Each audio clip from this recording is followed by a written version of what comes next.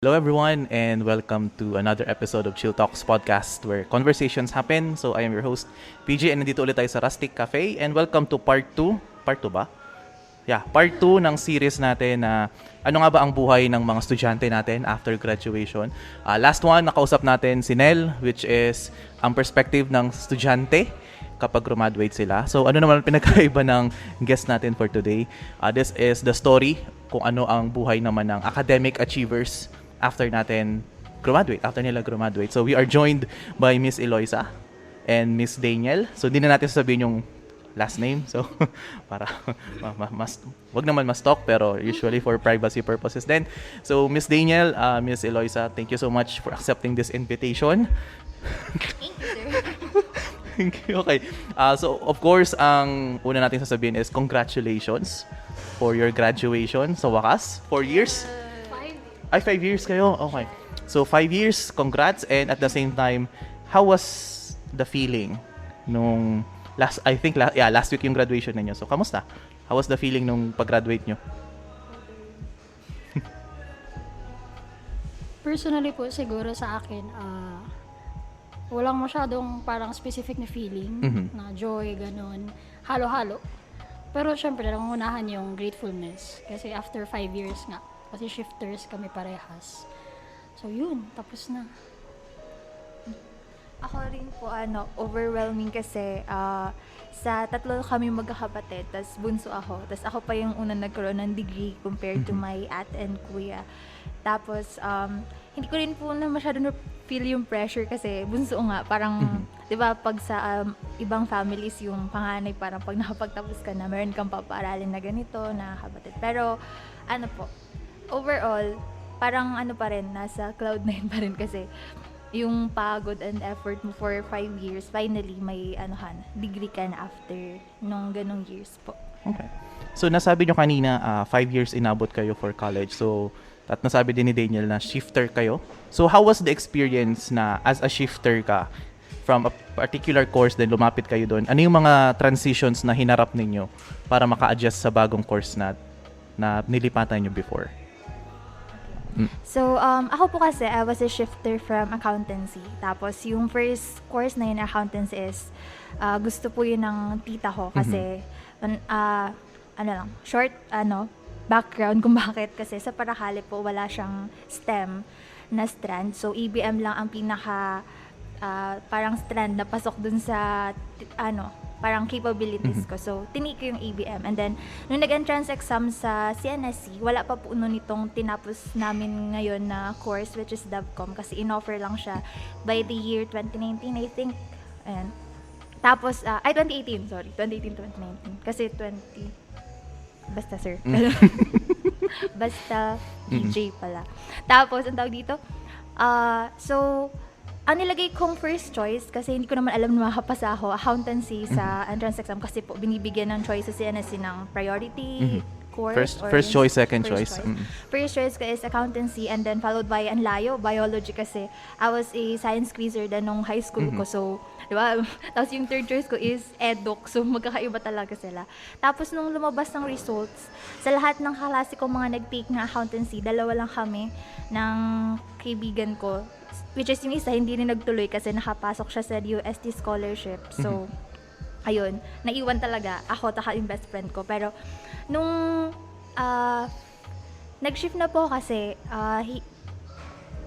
ramdam ko hindi siya para sa akin kasi wala ako nung drive to study kasi parang, mahirap na yung accountancy pero kung pagtsatsagaan mo naman, feeling ko naman kaya po. Pero, since di mo kasi talaga gusto, parang, kaklase ko nun yung best friend ko. Pag nasa boarding house kami na may quiz, nagre-review siya. Ako, nag-uuno cards, nag-scroll sa Facebook, ganyan. Kasi parang sabi ko, hindi ko nakikita yung sarili ko na nagre-review for CPA boards. Hindi ko rin nakikita na maging accountant ako. So, nitong kinonvince ko sila tita na mag-shift po talaga ako. Hindi sila talaga pumayag at first kasi tinignan nila yung grades ko, hindi naman daw ako bumabagsak sa accountancy. Ang parang indicator daw kasi nila na hindi ko talaga kaya is when I failed.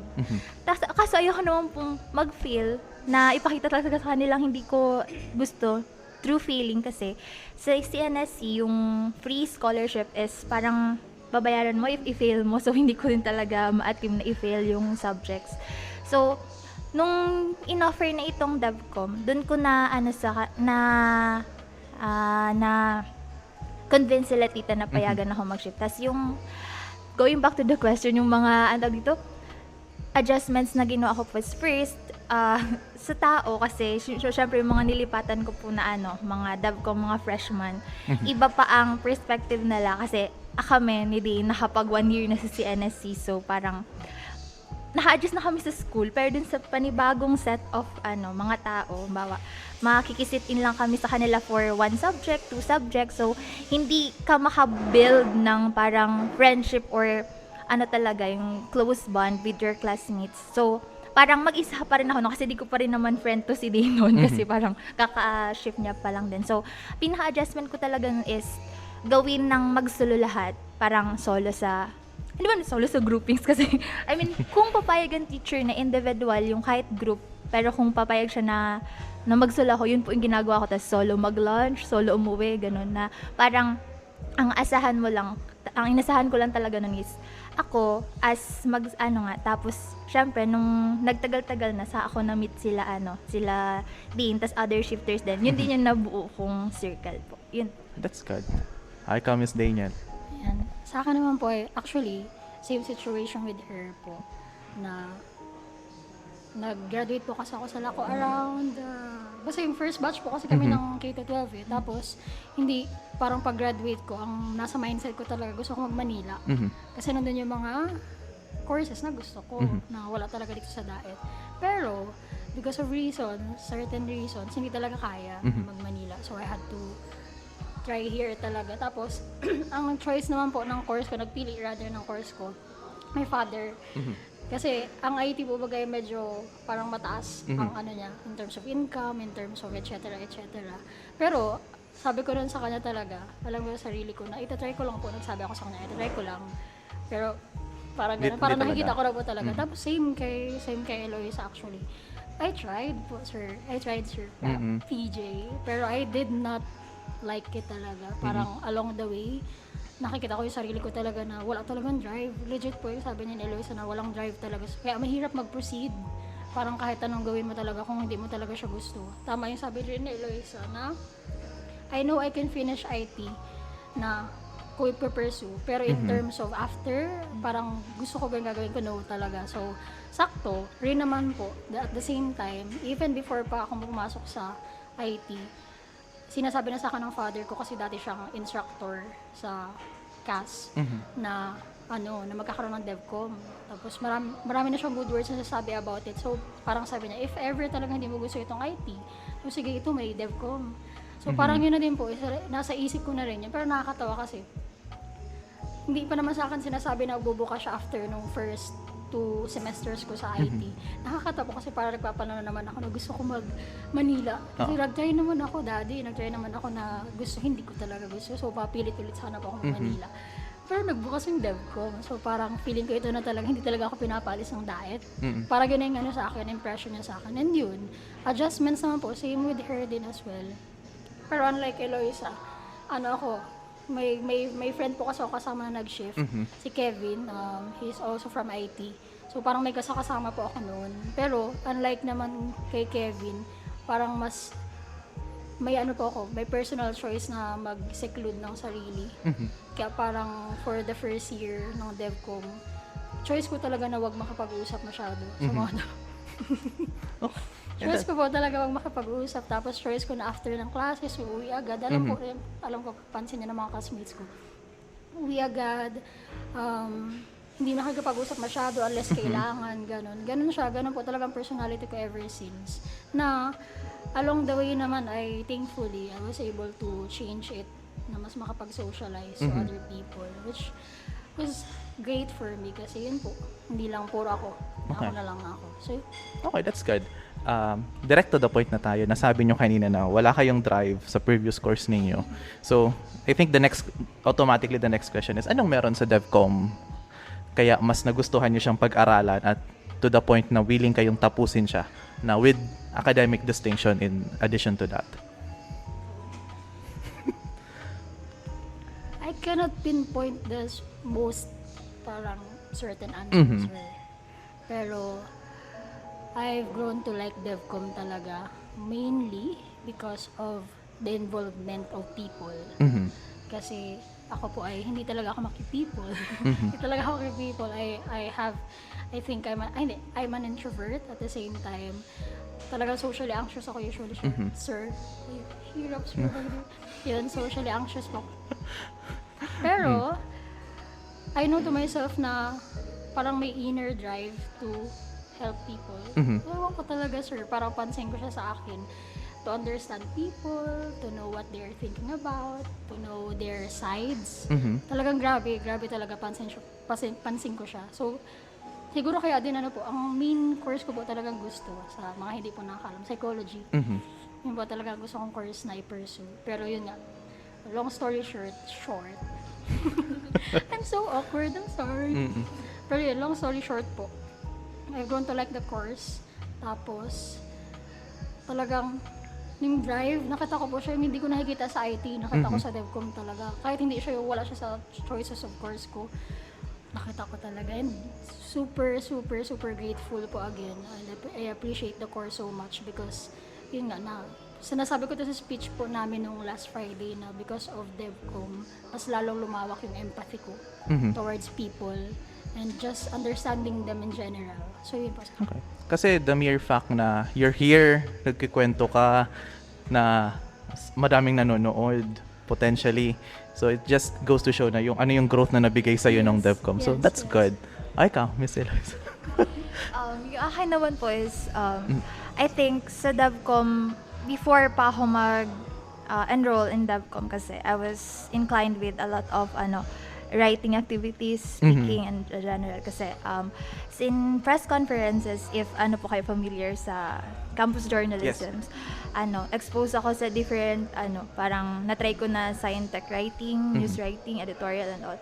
So, at first, yun lang yung parang parang pinaka-reason ko na parang, hindi naman sa hindi ako mahihirapan dito, kundi parang dito ko may improve kung saan yung lagi kong ginagawa, parang mas may improve ko or magagamit ko talaga. Kasi sa accountancy, more on logical interpretation and all, parang magamit mo ang writing and parang mga technical terms when it comes to interpreting masyadong technical po. And I'm more of a creative person, lalo na mahilig ako magawa ng mga stories and also I think DevCom talaga yung boost nung parang nag-hone talaga nung mga skills na gusto ko kung saan ako mas comfortable. For example, ang daming subjects sa DevCom na inclined with journalism nga, like meron tayong broadcasting, meron tayong multimedia and ganyan-ganyan. Pero ang parang nasabi ko na wow, parang ito talaga yung course na sa akin kasi during our freshman, if you remember, when Ma'am Melanie, the mother of DevCom sa CNSC na tinatawag is pinapa-define niya sa amin kung ano ang DevCom, and more on ang mga sagot namin is communication, the use of communication in through development. Development. And meron siyang short phrase na sinabi na tumatak sa isip ko hanggang pag-graduate ko talaga is yung communication with the heart. Parang what sets apart Masscom from DevCom is that hindi kaya yaman talaga sa DevCom parang it's a form of parang social work na rin na parang paano ka gagawa ng programs, paano mo gagamitin lahat ng communication theories, terms, and all para mag-benefit yung greater good. Kasi ako, hindi man sa inangat ko yung sarili ko kasi maawain na akong tao, alam mo yun, hindi, sa hayop man yan, sa senior citizens, pinakamalaki ang puso ko, sa mga street mga tao sa and I think with my course parang hindi ko mahihil yung buong mundo kasi hindi naman ako Diyos ganyan. Pero through DevCom kasi parang itinakita kong way kung saan ako makakaambag para ma-heal nga po yung existing problems in the society. Oh, so that's good. In a way, you saw your course as an avenue for your growth. Hindi lang siya na kailangan ko magtapos ng college kaya ako ito kinuha. So that's good. Tawag nito, that is a degree driven by heart. So that's good naman. Okay. So ang tanong naman din sa inyo kasi during parang to get to the topic naman, Nung nag-aaral ba kayo ng college, nasa mindset nyo ba na kailangan ko magkaroon ng distinction, kailangan ko ba magkaroon ng ganitong academic awards? Was it that in mindset? Or kung wala man, dumating ba sa point ninyo na, ay, kailangan ko tong seryosohin? Sige na. Ako po kasi, grade conscious akong tao. Not because I want to, but because dun po ako nasanay. Kasi bilang lumaki ako sa isang pamilya na hindi po sa nuclear family, pinalaki po ako ng lola ko, ng tita ko. Parang ang mindset ko nun is masusuklian ko sila sa kabutihan nila or sa parang, hindi naman sa hinihingi nila yun. Pero parang for me lang, parang ano ba naman yung mag-aral ka ng mabuti, magkaroon ka ng matataas na grades and honors, kapalit nung parang pagsasacrifice or pagbibigay nila ng sustento sa'yo, parang ganun po. So, I was a consistent honor student from grade school hanggang nung college naman po. When I shifted,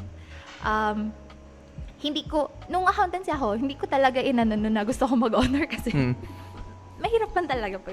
Pero, nung nag-shift na ako is parang sabi ko, hindi ko na rin siya ginusto kasi parang sabi ko as hindi na rin pwedeng mag-louding kasi shifter na. Ay, ang habol parang, di naman habol, parang maganda kasi pag baga po nag-graduate ka with Latin honor, for example, is hindi ka na, may eligibility ka na for civil service, parang ganyan. So parang, pero nung dito pong nag-aaral ako ng college, ang mindset ko lang talaga is laging, do your best. Kung ano man yung ibigay sa'yo na grades or kung bigyan ka man ng awards, mahalaga, alam mo, ginawa mo sa sarili mo na hindi ka na mag-isip ng, what if nag-exert pa ako ng ganitong effort? What if ganito?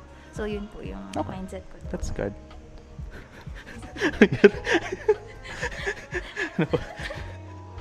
Sige na, Miss Daniel.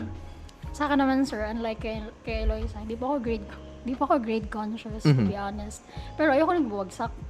Parang yun naman nasa mindset ko. Sige, hindi ka makakuha ng sobrang mataas sa grades, pero wag kang bumagsak. And I had honors and recognitions ever since elementary as well po. Pero, yun nga, parang, kasi, ang lagi kong nasa isip ko po, pag parang nilagay ko yung sarili ko sa pressure, na dapat may ni-reach ako lagi na ganitong goal, mahihirapan ako. Mahihirapan talaga. Nakita ko po siya, siguro mga nasa high school, junior high school, na yung nagtatry, tapos parang pag hindi mo na-reach, ang sama sa pakiramdam and etc. So parang na lang ako na okay, dun tayo sa chill at the same time, hindi ka babagsak, parang ganun. And nung pumasok po ako sa DevCom, paras kami ni Eloisa na parang medyo hindi na ine-expect or gusto talagang ma-reach yung kasi target ko po sana talaga. Kasi parang napakaganda kasi ng DevCom sa akin kasi nga parang nandun na yung mga writing, etc. Target ko rin po sana ng Latin. Kaso, nung pag-shift pa lang, parang binagsak na sa amin yun agad. Hindi ka pwede kahit anong mangyari. So parang, at first po talaga, naging discouragement sa akin, to be honest, na parang, okay na talaga to. Parang, hindi ko na po pinipressure yung sarili ko, pero at the same time, wala talaga walang aanuhan. So, sige na, okay na yun. Kaya parang hindi ko na po. Kaya tas, along the way, siguro around second year of pandemic, kung hindi po ako nagkakamali, third year, ganun. Parang nagkaroon ulit ng drive. Kasi parang, yun na nga, hindi ka na, yung environment, hindi ako nakikipagsalama sa mga kasama ko. Pangalawa, nag-pandemic pa. Parang, okay, ganito na lang, chill, ganun. Tapos, hindi parang wala po talaga. Hindi ako masyadong nagfo-focus. Nagpapasa kasi ayoko kung bumagsak. Nagpapasa na anything. Pero yung parang nagtatry out of my usuals. Wala talaga. Pero yun nga po, ng third year ako. Tapos, hindi ko alam kung paano ko po siya kung paano ko siya nabalik. Kasi, feeling ko parang out of nowhere na lang talaga yung parang pagbabalik ng drive na, sige, try ka ulit ng mas mag-effort dun lang sa Basta third year po siya. Tapos nakita ko na yung sarili ko na gusto ko na ulit yung mas mag-strive. Gusto ko na ulit yung writing ko noon parang mas okay. Parang natutuwa na ulit. Parang ganun. Kaya nakakatawa po ironically kasi parang sa people, ang nakikita nila sa pandemic is so super negative lang. Pero ako po personally, in my personal side naman, it was helpful for me for a lot of reasons. And one of them is like inayos niya talaga yung mindset ko on how I see things and how I handle things. Kasi hindi lang po parang ACADS yung pinagkakabisihan ko talaga. Talaga sobrang busy po talaga ako sa church activities. Although siguro may isip ng iba na parang babaw lang naman nun. Kasi church, anong church? Ganon. Pero ano po kasi ako parang naging youth coordinator ako ng church namin around my third year in DevCom. Tapos doon ko nakita kung gaano kabigat yung sasabay-sabay. And nakakatawa kasi doon ko rin nahanap ulit yung drive na pagsabayin siya ng mas maayos compare doon sa mga times na wala naman ako masyado pang ginagawa pero nag-slack off ako. Okay. So yun, kaya hindi ko po siya ina-expect pero sobrang sobrang masaya kasi parang nag-paid off yung mga after na yung pag-balance nga maayos, pag-exert ng effort, than yung usual, and masaya. So mas parang in a way nakita mo lalo kung ano yung potential na kaya mo pang gawin. Yes, exactly So that's po, good. yes. So ngayon, this is a bit of a personal question sa inyong dalawa. Given na after graduation, you will find this quotes, you will find this post na parang the grades does not define the achievement, hindi naman daw yan na-define ng wala namang, yung grades na hindi naman daw yan madadala sa after graduation. So on your case, given the fact na you are academic achievers, how do you feel when you are hearing people or seeing people na yun ang sinasabi na ganong statements? Wala po. Wala akong nararamdaman na negative towards dun kasi sa totoo lang para sa akin, hindi ko pwedeng sabihin na porket ako okay yung grades ko I'm better than everyone. No, definitely not. So hindi siya sa akin para nakaka-discourage or di mo hindi na hindi po talaga wala. Simply, hindi talaga siya sa akin. I believe we have different opinions on things. At the same time, if I actually agree on that specific thing na we shouldn't base other people's potentials just because of their grades. So wala po talaga akong nararamdaman na negative or anything towards it. Ako po actually, kabisa ko yung quote. Kasi madalas ko niyang naririnig na hindi ko alam kung anong gusto nilang maramdaman ko. Grades are just numbers. You don't define your capabilities, just a byproduct of your effort and perseverance. So, for me, kapag sinabi nila na grades are just numbers, grades are just numbers nga. Pero yung dulo na, it is a byproduct of your effort and perseverance. Ibig sabihin, parang reward mo yun sa effort and perseverance mo. So, parang nakikita doon kung gaano ka ka-dedicated or kung gaano ka-effort dun sa ginagawa mo, which is indicator din, for example, sa mga employers kaya nagtitingin sila sa grades, hindi dahil pag mataas yung grades, ay magaling na tong employee, magaling na tong tao, kundi may kita nila dun na, ay tamad ba to or masipag ba to, hindi dahil ang galing nito or ang nito. Pero, agree naman ako na yung hindi nito dinidefine ng pagkatao, hindi porket academic ako, distinction, I'm better than those na walang award, na parang mas suited ako dito sa position na to kasi ako yung academic distinction ganito. Hindi yun. Pero yun, wala rin akong nararamdaman na parang kakahagas naman. Hindi na nahagas kasi kanyahan naman baga po tayo ng ng parang perspective. Sa akin nga, hindi nito dinidefine ang pagkatao mo, pero dinidefine nito kung gaano ka nagbigay ng effort, kung gaano ka nag-persevere. Okay, that's good. Kasi there's two sides din naman yung side na parang feel daw na na-invalidate yung ginagawa ng pag-aaral, tapos makakabasa ka lang daw ng ganung quote. And at the same time naman, may mga tao na gino-glorify din naman na pag... Saka actually, sir, sige. it depends on kanino nanggagaling yun. Ay, true. Yung quote na yun. Doon mo makikita yung intention ng pagsalita nun. You can say na grades is just a number if ang pinanggalingan mo naman ay talagang nakaahon ka ng college through sheer will talaga, dedication. May iba naman na grades is just nag-post ka ng achievement mo tapos may nagsabi na number lang naman yan. So yun ang nakaka-invalidate. Pero at the same time naman, maganda din naman na parang sa part naman din natin, mataas pa rin ang tingin natin sa mga taong matataas ang grades. Given na kahit sabihin natin na grades is just a number, but if we see people excel academically, we also admire them kasi nga hindi biro din yung pinagdadaanan nila. So ngayon, parang personal anecdote ko na lang din kung bakit lately ko lang na-realize na grades is also important talaga, especially sa college. Kasi nung college, during yung sociology days ko, hindi ako academically, hindi ako magbubuhat ng sariling bangko, ha? Technically, I have the smarts, kaya ko siya, tinamad lang talaga ako.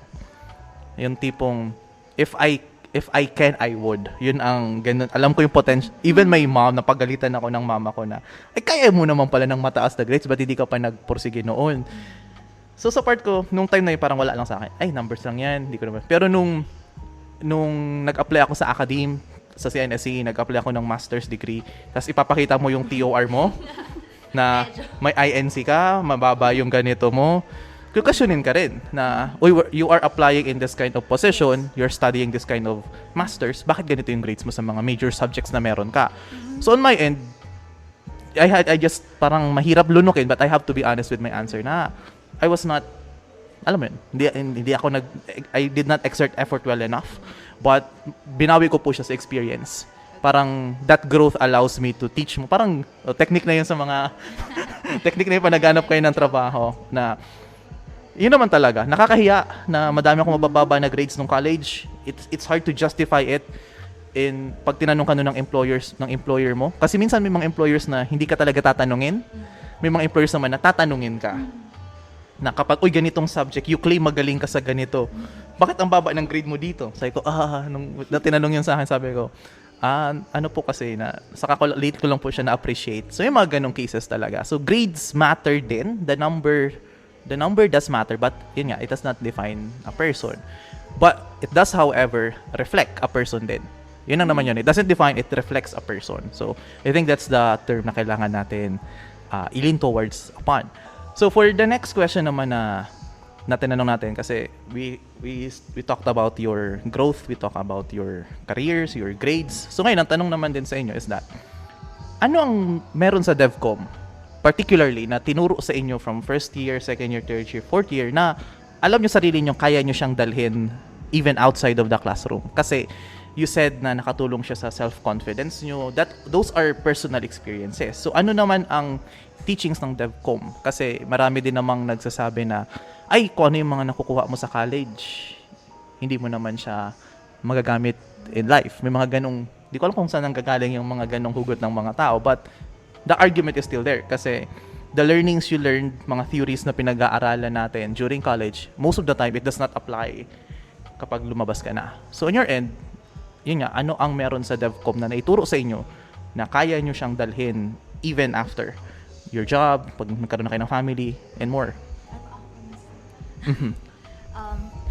Sa DevCom kasi po is like other courses in College of Arts and Sciences, malawak.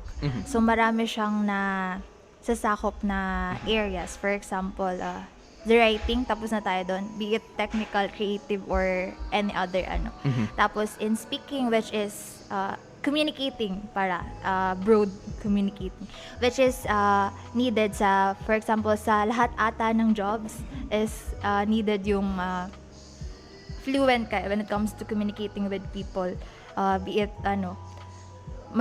lalo na yung interpersonal mga communications po, which is na hone masyado ng DevCom. Tapos other ang dami hindi ko maisa-isa mostly kasi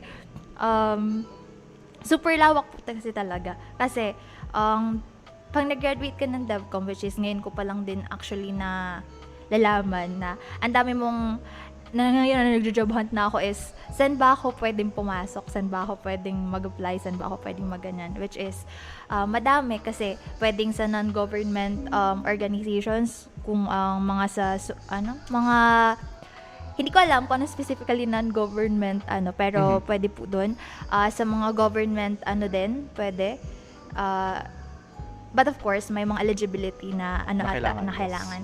And then if gusto mo na self-employed ka lang, kung galing ka naman ni Dana writer, ganyan, pwede kang mag-author ng mga books and all. Tapos, so, ang DevCom po, hindi ko masagot directly yung question, pero ang parang pinaka, is, parang, hindi ko naman sinasabing DevCom had it all. Kasi nadaanan din natin yung math, di ba? May ano rin tayo. May May math din pala sa statistics din Dev. tayo. May Yes, math din statistics pala sa and Dev. all. Tapos, yun po, parang holistic ang ano po, pag-develop ng, kaya nga development. Wow, hindi lang communication talaga naka-focus, which is more on holistic approach po ang ano, course na DevCom. Okay. Okay, sige na. Hindi ko, parang na-awkward din ako bigla doon. Sige, Miss Dania. Sa akin naman po ay siguro yung POV naman ay dun sa part ng pagkano niya, sa pusong part ng DevCom. Babalik ko siya dun sa answer ko po kanina, which is, ang DevCom kasi napaka people-oriented talaga niya. Talagang people-oriented in terms talaga na you're going to focus on people, on how to help these people, on how to help them through not your ways. Actually, naalala ko po ito, hindi actually sa subject po ni Sir, hindi lang sa subject ni Sir, pero actually sa lahat ng main subjects namin sa DevCom. Mababanggit talaga yung pagtulong sa mga tao, pero hindi kayo mafo-focus, hindi kayong highlight, hindi kayong savior. Rather, ikaw yung magiging vessel lang. Pero yung talagang yung parang solution mismo sa kanila magagaling. Pero ikaw yung yung vessel nga. So parang sobrang naging laking impact niya sa akin as a person. Kasi usually, ang approach nga lagi, ay ako makakatulong dito, ganun. Or wow, ako yung star. Pero no, ang DevCom talaga ay bibigyan kanya ng approach on people in a very, very, very heartfelt parang approach, ganun, talaga na may puso, na talagang tutuklasin mo talaga sila mismo. And napaka-beautiful niya talaga kung titingnan mo siya. Hindi ko rin siya ma-specify. Siguro dun po ako sa part na yun, talaga yung masasabi ko sa mga people na interested sa DevCom, talagang ka. Malalambot ang iyong puso.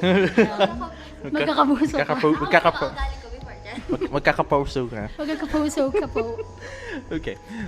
Hindi ko nakalimutan ko tuloy yung tatanong ko. Okay, so given the fact na yun yung growth na nakuha ninyo as a person, yung tipong, yun nga, nawala yung messianic complex ninyo. I'm not saying na meron kayong messianic complex, ha? Na parang, that's the initial mindset kasi talaga. If you are in a position na you are serving people, lalabas na, may mga, yun ang iniiwasang sakit ng mga tao. Community worker ka man, teacher ka man, na you have to avoid the messianic complex. You don't have everything. You cannot give everything. So, ang tanong ko naman sa inyo is that, given your understanding sa people, kasi given DevCom nga is understanding people din, how does it affect when you look at people now? Kasi iba kapag pinag-aaralan mo ang tao sa classroom, iba naman kapag pinag-aaralan mo ang tao, or hindi, iba naman kapag ino-observe mo ang tao outside of the classroom. How did it affect how you see people? Did it affect your judgment towards them? Or does it make you more understanding? Ano nga ba ang naging change sa inyo doon?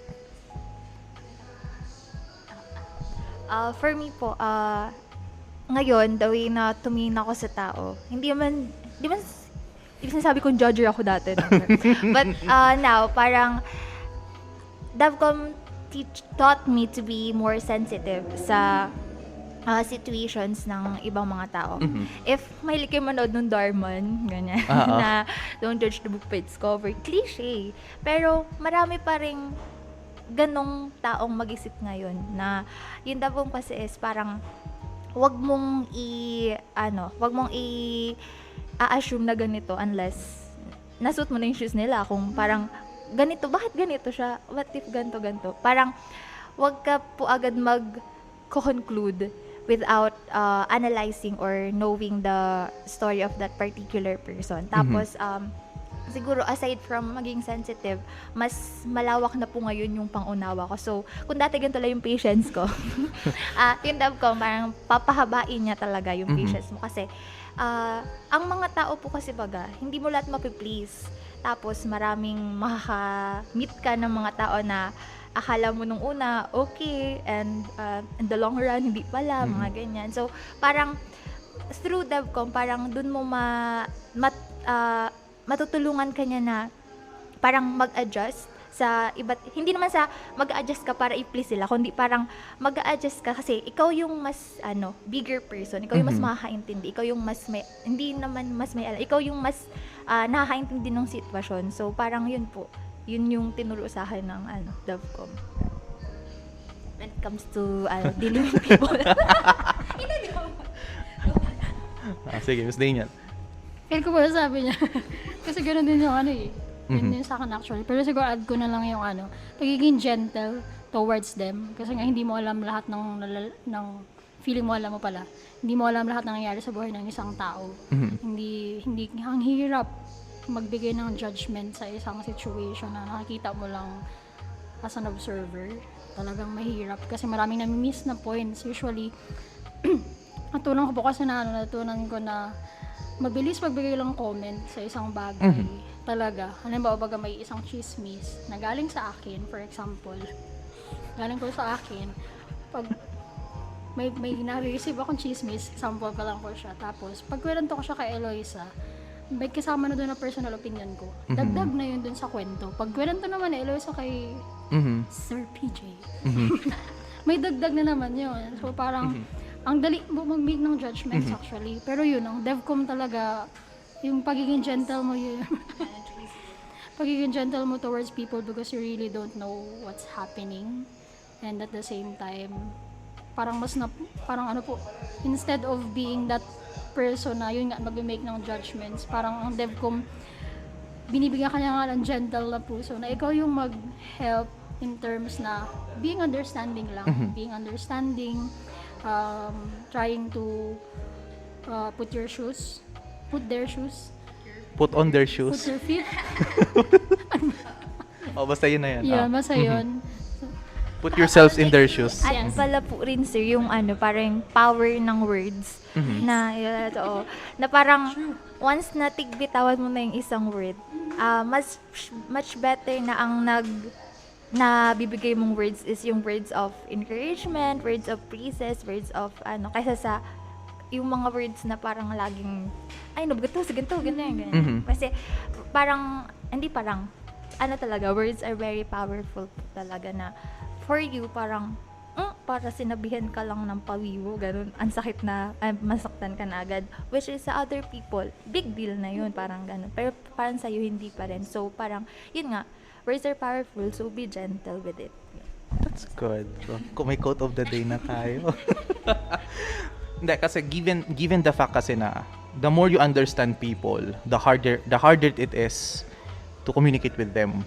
It's very contradicting kasi that's also din yung ibang learnings din namin before na it's easier to judge, like you said.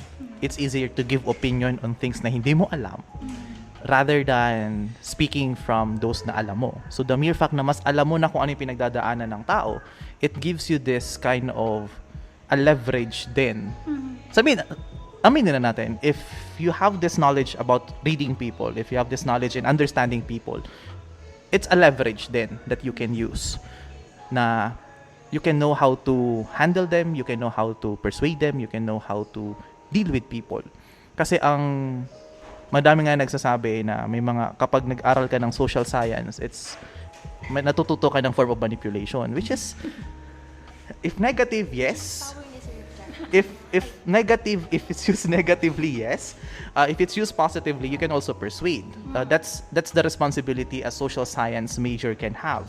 The mere fact na you can understand people, it gives you this leverage to be better people din for them at the same time, para din sa nakapalibot sa'yo. So that is good. That is good learnings na natutunan natin for today's video. For today's podcast. For today's podcast. Kasi, ano tawag nito?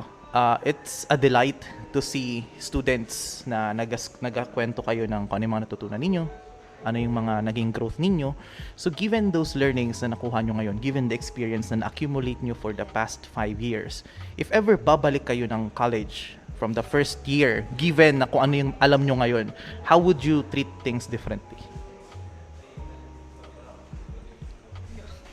People, balik po ako sa people in terms of being more open, not because for the sake na para may kasama, pero yung ano lang, yung pare-pares kasi kaming ano may kanya-kanya kaming personalities, may kanya-kanya kaming pinagdadaanan, pero pare-pares kami isang goal, which is magtapos. So parang nung nilalayo ko po yung sarili ko dun sa crowd or sa mere classmates ko lang, parang ang pinapahirapan ko rin yung sarili ko in a sense na ang hirap mag-reach out pag wala ka na-build kasing connection po. And yun yung nakita ko po personally nung nagpumasok kami sa pandemic. Hirap ako mag-reach out po sino maging kagrupo ko kasi parang wala akong nung time na magkakasama kami. Parang yun nga, inilalayo ko yung sarili ko na hindi ako nag-try na mag-reach out and mag-socialize. So parang feeling ko, if ganun siguro ang ginawa ko ng first year, na mas naging open, mas naging nag-try, siguro feeling ko yung pandemic ay somehow hindi siya ganun kahirap sa akin ng first year natin ng pandemic. Second year yata tayo. Second year na hindi ko puro po ako lapit kay Kevin, sino ka grupo mo, gano'n. Kasi parang hindi ko kayang mag-chat ako ng other classmates na pwede ako hirap na hirap po talaga ako. And naging struggle ko siya for a while habang nasa pandemic. Kaya siguro yun. Feeling ko kung naging ayos po ako in terms of that, mas easier yung sa part na yun, hindi ako nahirapan. Okay, that's good. Ako naman is yung kabaliktaran ng kay Dean. Kasi if she wants to be more open sa mga tao, ako naman is parang nasobrahan sa pagtitiwala and pag-build ng connections. Kasi for me, it's important to build connection talaga. Kasi ang hirap pag magsulo ka sa college, but be very careful who you build connections with. Kasi parang hindi naman, parang since kung nagkapag-aral na akong DevCom before, so may good na ako, judgment of character sa mga tao. So I think mas makikilala ko na yung mga tao na parang hindi naman dapat, kasi di man dapat pakisamahan nyo lang yung papakisamahan mo, kundi parang yung dapat mong parang pagkatiwalaan during your college journey. Yun po sa akin. Okay, that's good. Okay, so second to the last question. Actually, dapat ganyan ako pa ito tinanong, pero parang the transition to conversation is fit naman din dito. So ngayon, after you graduate, yay, tapos na. Kumuha na kayo ng diploma, masaya na. I don't know kung nag-iyakan kayo. Hindi naman? Handa? Wala na? Hindi naman? Okay, kasi hindi naman na high school na ito. So, after everything, the success, what was the feeling the day after the graduation? Yung tinatawag nating first day of unemployment with degree. Tapos, how did it help you kapag, I think nasabi mo kanina, di ka pa nag-job hunting ngayon? Yeah. Okay. So, given the fact na after, what happens next after your graduation day, and kung naghanap na kayo ng trabaho, how are you distinguishing the jobs na sa tingin mo align sa inyo? And sa case mo, paano naman ang mindset mo kapag magkahanap ka na ng gusto mong pasukan na trabaho? Paano mo na? Sige na. Yung first day ng sinasabi ni Sir na emptiness. Wow. It's very lingering. Hanggang ngayon pa, actually, nararamdaman mo. Kasi parang bagang, alam mo yung sasakyan sa mga rides. Yung ride sa mga amusement park na tinaas ka, saya-saya. Tapos bigla kang bababa. Na parang biglang silence lahat. Yung feeling po is parang hindi naman parang lost ka na wala ka talagang kundi parang more on kasi yung topic natin is parang sa academic achievers, parang yung pressure is high. Kasi naalala ko mga lines ng classmates ko, especially na ito si Clarice, ito yung lalapitan ng trabaho kasi ganito to, magano to, ganyan. Pero yung employer, hindi ka naman nila kilala na ganun ka. Di ba, sir? Unless mag-i-employ sa'yo, yung kaklase mo na nagsabi nun, di ba? Ganun. So, it was very, challenging. So, nagdi-distinguish ako ng jobs. Actually, sir, nung nagsasabi ako kanina ng, ba't ganito yung grades mo? Na magaling ka dito, ba't ganito yung grades mo? Binawi mo sa experiences. Which is, baliktad naman sa akin kasi, ang hinahanap naman ngayon ng mga employers sa mga hinahanap kong jobs is 4 to 5 years experiences, 2 to 3 years of experiences. Ako po, hindi naman ako nakapag side jobs nun kasi I was a Sipaw member din, tapos nagbe-breakthrough din ako, tapos hindi kaya ng katawan ko ata yung though malaki respect ko sa mga working jobs and all. So hindi ko alam kung paano ko po hindi ko alam kung sa paanong way mo magagamit as advantage talaga yung parang hindi man sa resume mo naman hindi naman naka-highlight agad doon na academic distinction award, hindi. So ang parang nakikita ko na lang na parang potential solution dun is start from lower companies ba or other bawa government muna Mostly po entry to, level. ano po sir? Entry level. Entry level. Wow, new word. Entry level to gain experiences and then sa pagtagal-tagal din, mag-ipon-ipon experiences mo, then you can land on the specific job na gusto mo po talaga. Okay, that's good. Ako po, sir, after graduation, may sakit po. Nagkasakit po ako. So, Sabihin mo ako, sa practice, nagsabay-sabay po lahat Yung pagod. yung init. Yes po. Mhm. Parang pag-isip ko, sama na pakiramdam. Pero, malihis lang po na kundi sa topic. Tapos pang pa-funny lang. Isa din sa naisip ko pa after grad, before yung work. Pwede na po ako mag-jowa. Char lang, pero char lang. Okay, so narinig niyo yun Char lang ha. po, char. Char lang. I mean kasi parang running joke siya sa family namin and sa side ko na after graduation. Kasi di ba ako never pa po ako nagkaka-inner boyfriend. Ever since I was born. Ganon, so parang ganon, so parang pagkagising ko, napasok na sa isip ko, tawa ko ng tawa, parang kasi nga running joke siya. Pero hindi naman po talaga, hindi pa po ako magjojowa. Ma-work muna po ako. Okay. Wag niyo na ako i-message. Baka kunin yung details eh. So, sorry, Reto is not open na muna pala. Career muna. Sige, continue. So yun po, balik tayo. May mga ganong thoughts po, may mga funny thoughts, may mga thoughts na pressure. Actually, may mga every now and then pressure po talaga. Tama yung sinabi ni Eloisa na, uy, may ganito kang so parang mas maganda yung makukuha mo Pero sa ito lang, ang hirap niya actually po. Hindi siya ganun kadali kahit pa sabihin nga natin. Sa part ni Eloisa, napakadami niyang awards. Pero siya nagsabi mismo ngayon na nahihirapan siya. Mahirap po talaga siya. Saka napaka-uncertain. Sa totoo lang, hindi mo alam kung anong... Kahit may plans ka, may mga gusto kang gawin, hindi naman talaga mangyayari yun. Talaga, most of the time, plans lang siya. Most of the time, plans lang siya. Pero kung ako po sa plans, talaga, ang target ko po ay talaga magpa-Manila.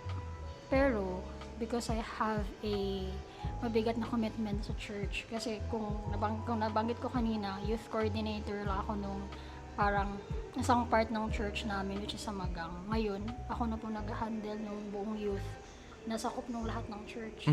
So, parang 17 churches po siya. Tapos ganun. So, hindi siya, para sa akin, siya, isang mabigat na responsibility in terms, hindi ko siya pwedeng iwanan, naalis ako. And I take it seriously po talaga na maayos siya, ma-handle. So, parang, kasama talaga siya sa commitment ko, sir, na nandito ngayon, so hindi ako pwedeng umalis. Pero yun ang goal ko.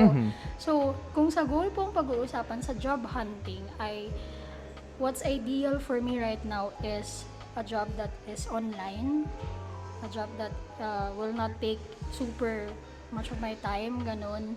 Pero, parang honestly speaking naman sa side ko, I don't want to parang settle na sa mga jobs na parang hindi siya sakto sa course ko or at the same time Yung stability din. Kasi nakita ko po yun sa experience ng ate ko after niya makagraduate, nag-settle siya sa work. Although okay naman talaga, maganda yung environment, nag-settle siya sa work sa ang tawag dyan, nalimutan ko na pati ko. Basta sa sa munisipyo, yun, tapos minimum wage. Tapos siya ang panganay. So parang sa part niya nun sobrang like kasi ma-help sa family. Wala na talaga. Parang ganun. So parang sa isip ko po, sa part ko ay gusto ko, if ever man sana, parang God willing, if ever, ang makuha kong work po ay something na I would enjoy. Yeah. I would enjoy at the same time, I can help my family po talaga kasi because that's my goal. And at the same time, masaya lang. Sure. Pero ganun sir, ganun po sa akin talaga. Meron ako mga plans. Ang dali pong magsabi ng plans actually. Ang dali magsabi ng goal. Pero in terms of, ito ba talaga ang para sa akin? Yun ang hindi ko masisigurado as of now. Kung nandun ka na ay mahirap talaga. Mahirap po talaga. So parang, let's see what will happen. Sabihin mo ma-jinx. Actually, yeah. Actually, nagulat nga ako, totoo pala siya. Ilang beses na ako na-jinx dahil kwento ko. May kwentuhan ako tungkol sa isang bagay, tungkol din sa tao din. Tapos na-jinx, ay, wag naman. So ngayon, ano tawag na to? One of the case, based naman din sa kwento ninyo, pagdating kasi sa job hunting, ang challenging kasi dyan is that, sa desperation natin maghanap ng trabaho, any job opportunities ginagrab natin. It can be a good thing, it can be a bad thing as well. It can be a good thing kasi parang you're driven, you're willing to try anything din. It can be a bad thing na parang, alam mo yun, alam mo kung ano yung degree na meron ka, alam mo yung kaya mong may ambag, tapos you're applying to different positions that many people, mas deserve pa nila yung ina-applyan mo. Alam mo yun, you have this, ang nakikita, basta may trabaho, okay na. There are some cases na ganun. I think there's a reality na kailangan mo talaga makahanap ng trabaho regardless of what it is, especially kapag may sinusustentuhan ka. Pero sa situation natin ngayon, if you're looking for a job na gusto mo talagang career-driven, you look for a position na kahit alam mong mahirap pasukan, kailangan nila ng 1 year experience, 2 year experience, tas fresh grad ka lang, it will be very difficult. Kaya may advice sa akin yung kaibigan namin. May kaibigan kasi kaming academic achiever, pero ang pinasukan niyang trabaho before is that ang requirement 2 to 3 years, pero fresh grad pa lang siya, napasok niya yon. Kaya nung na-hire siya, tinanong namin siya, anong sekreto mo? Ano yung, bakit mo yun, kapal naman ang mukha mo? Parang ganun. Kasi actually, yun din yung naging challenge na daw nung nag-start siya ng work. Kasi bakit daw nag-hire ng fresh graduate na given na high position yon. So ang sagot niya lang naman sa amin, ang kwento niya lang naman, ang sinabi niya lang naman sa employer is that yung years of experience na kailangan ng company daw na position na yon is that yun na yung na-experience niya during the college days. Halimbawa, if yung pinapasukan mong position requires you for excellent communication for 2 to 3 years experience, you can use kung ano yung experience mo nung college na. Ang sinabi niya doon, since actually sakto journalist siya noon eh. Sinabi niya na being a campus journalist experience na hone siya in dealing with people, na hone siya in managing people, in editing, in being particular sa mga detail-oriented. Yun yung ginamit niyang argument. Yun nga, ang ginamit ng friend ko yung leverage niya, yung experience niya during the college na campus journalist siya, academic achiever din siya. At the same time, siya yung parang officer ata, SS, parang yan government, part siya ng student government noon. Nang sinabi niya, those experiences honed him para magkaroon ng managerial experience, how to handle conflicts. Kasi most employers talaga are after 2 things din. That's interpersonal relationships, paano ka makipagsama sa mga tao, and how you handle conflict. Yun ang top 2 criterias ng mga employees, or employers pala. If you cannot handle conflict, if you cannot handle interpersonal relationship, madali kang bumigay kapag sinabihan ka ng tao na ganito ka, ganyan ka. So parang tinitignan din naman nila yon. And eventually, yeah, he got the job and actually very successful na siya. And sadly, di na siya nakikipag-usap sa amin. Given, nasa abroad kasi. Nagkausap kami, those were a few years ago din naman. And nung sa akin din, case ko din, nung nag-apply ako ng work after I graduate, my first job was a high position job na hindi ko alam nung time na yun na high position job pala siya, fresh grad pa lang. So ang tanong din naman sa akin nun is that, as a fresh grad, ano naman ang maiambag mo? So binida ko yung course. Actually, ang pagbida kasi ng course, doon din makikita ng employer na kung talagang nag-aral ka for the sake of the degree lang or for the sake na alam mo yung ginagawa mo. So binida ko yung course na sociology deals with people. I have this knowledge on how to understand people. Hindi lang naman siya knowledge, I can also apply it if necessary. May mga ganong cases na ginamit ko siya, then I got the job, thankfully. So may mga ganon na akala ng mga nakaka-intimidate kasi as a fresh grad to apply kasi parang iniisip mo wala kang experience. But you actually have experience. Gagamitin mo lang na ano ang meron sa college life mo na pwede mong masabi na beneficial siya sa magiging employer mo. Yun lang naman siya. And as an advice naman sa mga incoming college students. So before I gave my advice and before we end this episode, kayo, sa mga papasok na college students, ano ang advice ninyo maliban sa take DevCom or take a social science course? So maliban doon, ano ang masasabi niyo sa mga incoming freshmen natin ngayon? Sige, Ms. Daniel. Para sa akin po,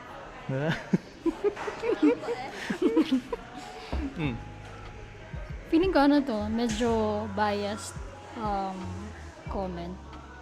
Kasi hindi naman lahat nga privileged enough na makuha yung course na gusto nila. As per my experience. Pero it's really important that what you're taking is something that you like. Talaga. Kasi ang hirap pag hindi mo gusto kahit kaya naman. So, ganun. Ang hirap. Ang dami ko pong mahalala kasi na hindi nila makukuha yung gusto nilang course. So, parang nag-settle sila sa other courses.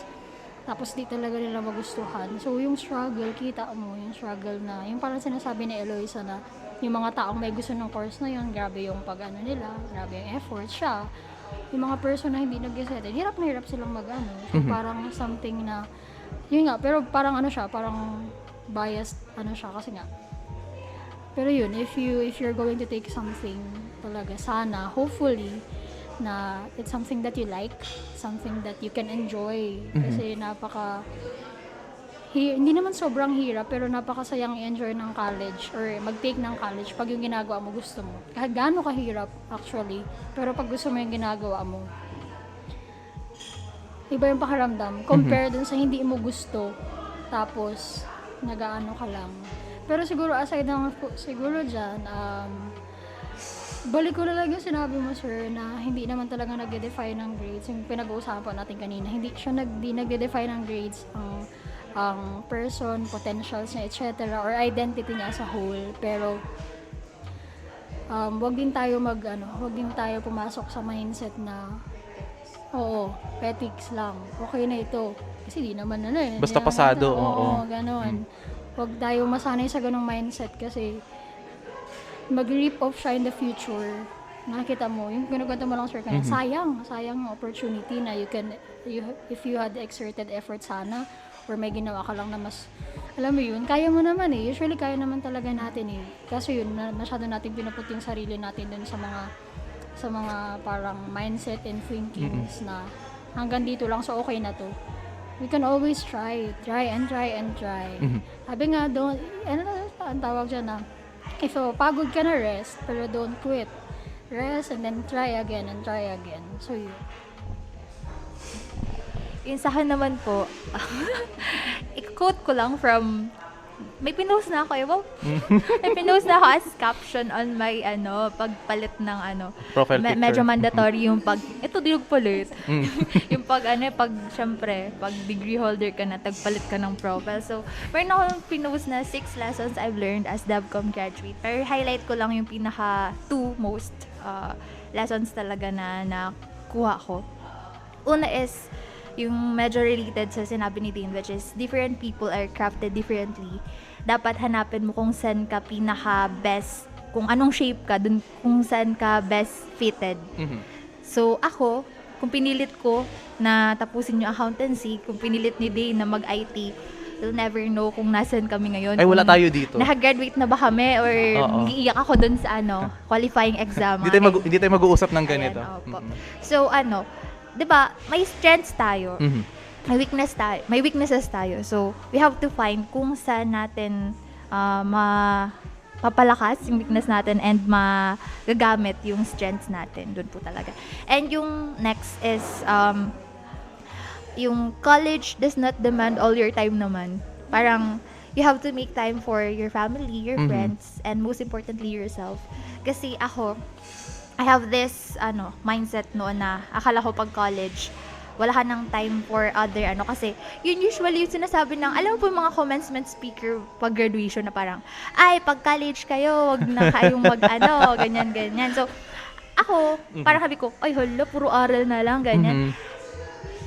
Dapat, magbigyan ng oras sa pag-aaral. But you should not exhaust yourself to the point na parang pagod na pagod ka na, parang pag tinanong ka, kumusta college? Eto, buhay, malaban na lang, parang ganyan. No, parang, if you learn how to divide your time sa priority, bawa exam, edi plus bigay mo ng bigger time. Pero hindi parang, yun, lessons ko rin pala personally is, don't procrastinate kasi yun pinaka, kong sakit ko nung high school, nadala ko nung college kasi hindi ko alam kung sakit ko siya, nakasalanan ko. Wow! Kasi meron akong, alam mo yun sir, yung parang, meron kang mga, binigay sa'yo, nagbigay ang prof mo ng project na binigyan ka ng 2 weeks na deadline. Ikaw, feeling mo, ang galing mo. Feeling ko, parang kaya ko siyang tapusin in 3 days, parang ganito. Ayoko simulan, parang wala kang drive to gawin yun kasi parang ay, kaya yan. Tsaka, meron baga po tayong time na gumagana yung utak natin pag cramming na, parang ganun. So, ganun yung parang ayokong madala, lalo na sa work kasi, ayun, tsaka, pag college din kasi be mindful of the time kasi ako madalas akong late. Witness dyan si sir pag napasok ako sa classes before. So baka madala kasi natin na syempre po yung mga employers, 'di ba? Ayaw nila ng hindi nagtutupad sa oras ng usapan ng ganito. Which is sakit ko rin na dapat hindi nyo nakunin as incoming college and ang pinakahuling ko, dito? Tips for incoming mahirap mag-college.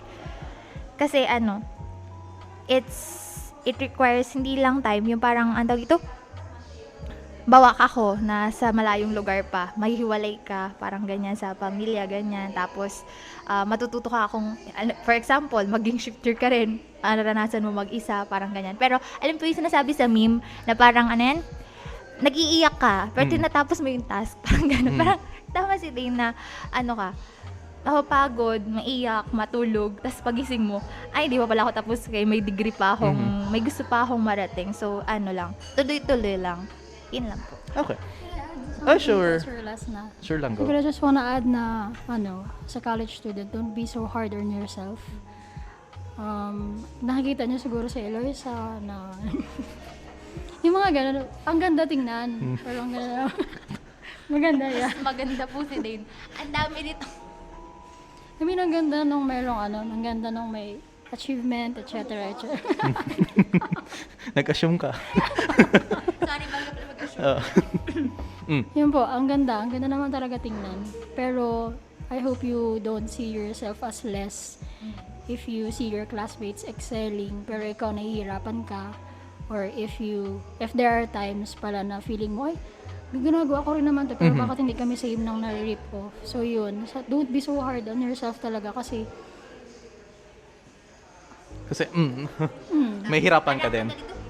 Kahit academic achiever ka or hindi, pareho man lang kayo ng panlasa. I mean, yung lasa ng Chicken Joy, pareho lang sa academic achiever at sa hindi. Regardless of your degree, Yes. ang Chicken Joy pa rin. Yes. Biglang naging ganun na siya. Okay, I'll be a bit, di naman harsh, I'll be a bit bitter din sa mga incoming student ng college. As ang college students kasi, napapansin namin as teachers, then most of the time, may mga taong takot mag-step up for the sake na, ay, mahihain ako, ay, hindi ko po yan kaya. If you will maintain that mentality from first year college up to after you graduate, you will be filled with so much regret na gugustuhin mo mag-college ulit. Kaya as much as possible during your early college days, I'm not saying na experience nyo lahat, explore lahat. No, that's not the case. The best advice na pwedeng magamit nyo is that as much as possible, when given the opportunity, take positions na kung saan magkakaroon ka ng responsibilidad. Responsibilidad sa isang grupo, responsibilidad sa klase, responsibilidad with teachers, responsibilidad with peers. It doesn't mean na kailangan mo tumakbo ng mga student government positions. No, even simple group activities. Because if you learn to step up and accept responsibilities, dun mo matitest ang character mo din eh. How would you handle conflict? How would you handle kapag nagkamali ka? How would you handle if may nagkamali sa'yo? Doon mo makikita yung test of character mo na hopefully as you graduate, doon mo makikita na ano ang measure mo as a person that you can also use when applying jobs. Kaya nga like I said, technically as a fresh grad, wala ka it doesn't a fresh graduate does not reflect walang experience sa buhay or walang experience sa trabaho. Magkakaroon ka lang ng walang experience if you refuse to take any responsibility from first year up to the fourth year. So as first year, go explore, magpakilala ka, make mistakes. Yan ang takot ang karamihan na if you make mistakes, because if you make mistakes in college, I assure you, after college, wala na yan. People will forget about your mistakes. Faculties, students, kahit yung mga kaaway nyo ng college, after you graduate college, those mistakes will be, wala na yan. So don't be afraid to do those things. Kasi the level of responsibility that you can handle reflects on your character din. If you can't handle small responsibilities, then that's a question din to your character na ano yung pwede kong baguhin sa sarili ko to accept more responsibility? Mahina ba ako sa delegation? Mahina ba ako sa empathy? Mahina ba ako sa ganito? Then, as you change, as you grow, magugulat ka na lang. Because as you grow, as you shine, people will also grow with you. People will also shine with you. What's the difference? You grow for yourself, not for them. The moment you start that mindset, makikita ng mga tao yung pagbabago mo. It encourages them to change as well. So, yun lang naman sa mga incoming students natin. And as much as possible, yes, mag-aral kayo. Mag-aral kayo. grades do matter then at the same time. So yun lang. With that said, Miss Daniel, Miss Eloisa, thank you so much for this episode. And so with that said, this is your host, PJ. Thank you so much for listening, and we will see you all on the next one. Bye-bye. Bye-bye.